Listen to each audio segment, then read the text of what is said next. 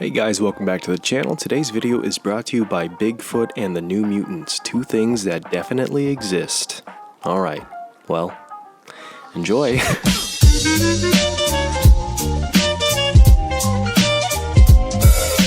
Hello you guys, I've been gone a while, and yeah. I've been very bad. If you guys aren't aware, the world is in shambles at the moment. At the time of making this video, the world has justifiably given up on the US to get its shit together concerning COVID-19. Trump reenacted a scene from It's Always Sunny in Philadelphia on live television. Black men, women, and children are seeking justice for lives of those who were taken unjustifiably. Everyone and their dog's grandma is getting cancelled, and on top of all of that, the recent explosion that shook the lives of those in Beirut, Lebanon had happened recently on August 4th, with over 135 recorded deaths and over 300,000 people with their homes taken away by the destruction. It poses an important question for us. What can we do? I know that this video is about X-Men, and trust me, we will get to that in a minute, but I wanted to take the time to provide some resources on how you and I can help the people of Lebanon in their time of need. Links will be provided below in the description, but when you can, please take a minute to visit these websites. JustGiving.com, Lebanese Red Cross at redcross.org, Live Love Beirut at livelove.org, or Doctors Without Borders at donate.doctorswithoutborders.org. I believe that while the X-Men are fantastic, the real heroes are out there fighting for their people, fighting for their allies, and fighting for their survival. As humans, we are an adaptable species, but we are not intangible. We need each other. Thank you. With all that being said, I wanted to hop onto a little trend that I was seeing amongst many other YouTube movie channels that involve breaking down their favorite scenes from Fox's X-Men films. One of my favorite YouTube channels, Nando v Movies, posted his breakdown of one of his favorite scenes, and I thought I'd include my own. While I know when my subscription box was filled with a plethora of other One X-Cellent Scene videos, it became a daunting task to find a scene of my own that I could speak on that hasn't already been excellently broken down. Also, I'll provide the link to the playlist where other creators have posted their favorite scene breakdowns as well, and hopefully we can all gather in voicing how much we loved or hated these movies. Now you might be thinking, Brandon, what the hell do you have left? The X-Mansion scene has already been spoken on, the Logan death scene has probably been broken down 30 million times, and the Wolverine Origins bathroom scene has Actually, never mind. I think I'm safe with that one. Yikes. While it might seem like slim pickings, I started back from the beginning. And no, I don't mean X-Men First Class, but God, that movie is so good though. I started with Brian Singer's 2000 film X-Men, and I chose the opening scene.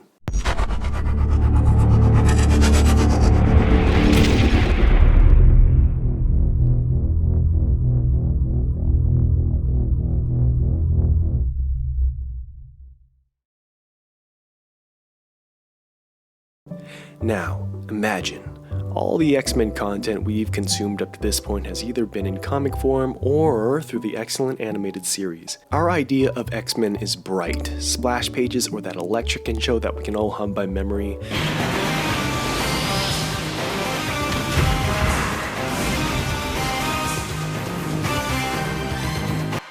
So how does this film decide to open? Poland, 1944. Auschwitz.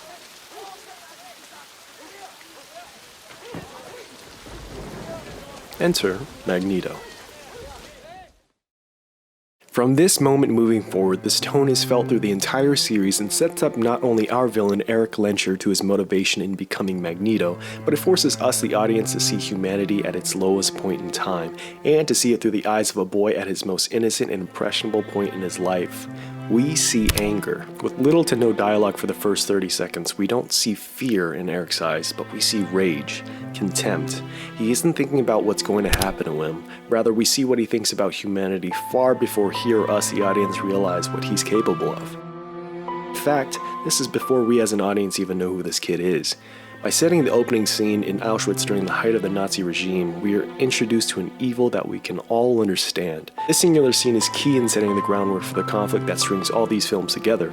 The added desaturated color grading of the scene that alludes to Spielberg's Schindler's List, which at the time came 7 years before it, allows us to understand that we are not treading familiar X-Men territory. We aren't being introduced to the hero of the story. We're meeting the villain. We are getting something very grounded. One could say uncanny? While X-Men comic fans at the time may have expected influence to be taken from the art style of Dave Cockrum or Neil Adams in the 90s, we instead get this. What follows is brilliant visual storytelling and amazing acting from Brett Morris, and it's only followed by the most heartbreaking moment that without even meeting Ian McKellen's iconic portrayal of Magneto, we have all the motivation we need to understand the complexity of this villain. All this under 3 minutes at the very beginning of the movie, kickstarting the longest running comic book cinematic universe at the time of recording. Yes, the New Mutants is coming out. I'd like to hope. Making our introduction to a much older Magneto that still holds that same contempt for humanity in that 2.5 minute scene makes us understand the plight of who Erik Lensherr is. He didn't get powers and all of a sudden become an anti-human activist. We understand that before he could move this coin, he had seen all that he needed to become who we know as Magneto. The powers were just the icing on the cake. Many people have probably already mentioned how Xavier and Magneto are based off the complicated relationship and dichotomy of Martin Luther King Jr. and Malcolm X. While both advocates and leaders of the civil rights movement, their methods and ideologies were often on opposite ends of the spectrum. X-Men being Jack Kirby and Stan Lee's allegory for homosexuality and race during the time of the 1960s was also an opportunity for readers to learn a lesson on the treatment of other, and the repression that those who did not have the same beliefs, sexuality, or skin color felt at the time and still do today. Therefore, when we look at Magneto, he isn't just a guy with unrelenting power over metal. He is a man who is hurt and wants to stop anyone like him from ever feeling that kind of oppression again. Meanwhile, Charles is a man born in privilege, but is innately compassionate, humane, and civil. He sees the good in people because he was around good people. He is intended to be the leader of the side we root for because, well, we're human, and he wants to protect us. He recognizes the path to peace is a long road while Magneto's is swift and short.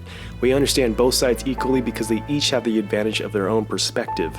We, the audience, then get propelled into the conflict with just one image. Just a close-up of the mysterious man's wrist, it instantly ties us back to that image of a young boy torn away from his parents only to know the people that persecuted his kind back then still exist to this day, but in different uniform. Only this time, he holds the power. He decides their fate. Or so he thinks. Thus is the birth of one of the greatest rivalries in comic book and film history. Am I exaggerating? Well, not for me. At the time when this movie was made, the only comic book movies with moderate success were the Blade series, and those movies, while having a mild cult following, do not hold a candle to the impact the X-Men franchise and the Raimi Spider-Man films would have on the trajectory of modern blockbusters. This also set the precedent for what we expect out of our comic book villains. We see so many villains that have become interchangeable, and we as an audience have grown tired of seeing the same shit. No more hula hoop witch, no more grandma face monologue preaching bad boys, and definitely no more horny mama's boys. I know, mother. Keep making them like this. We'd like that.